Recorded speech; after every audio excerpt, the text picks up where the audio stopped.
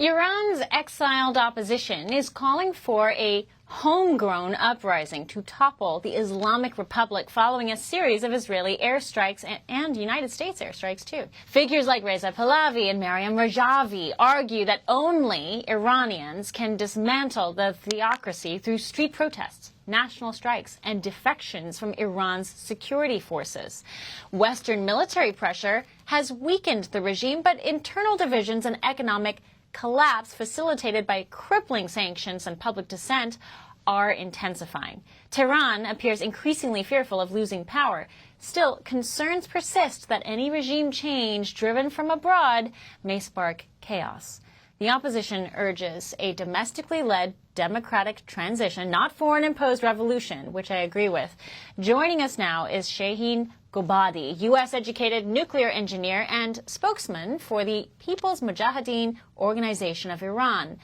It's so good to have you on, Shaheen. Thank you for joining us. I mentioned two opposition leaders earlier in this segment, right?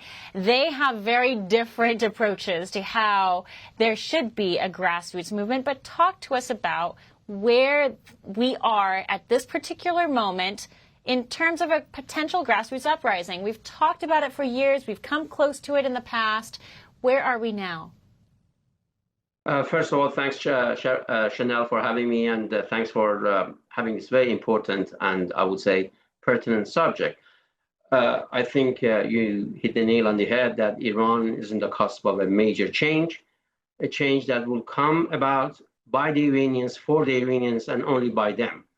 And that's the concept that we have been striving for decades. One has to keep in mind that the main war in Iran has been the war of this regime versus the Iranian people, as a result of which 120,000 Iranians have been executed by this regime, 90% of them belonging to the People's Mujahideen Organization of Iran, the main Iranian resistance movement, which is a part of the big coalition called the National Council of Resistance of Iran.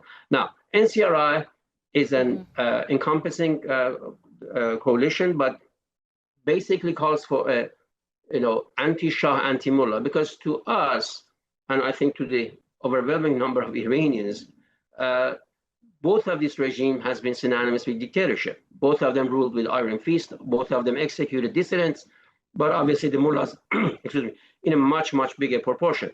Having said this, in light of the fact that there have been 5 major nationwide uprisings in Iran in the last 7.5 years, and each one being a stronger, more inclusive, all calling for the regime's overthrow, again, by the people of Iran, in which the resistance units of the People's Mujahideen Organization of Iran have played a key role, clearly shows where the sentiment of the Iranian people has been, and the regime has never been any weaker, and the resistance has never been stronger. But at the same time, if one listens to the slogans of the people in the streets, they chant, one of the main chants are, "Down with oppressor, being the Shah or the supreme leader," which means that they do not look to go back to the time of monarchy, at the same time that they reject theocracy, and they're looking for a true democratic, publicly represented republic in a very close future.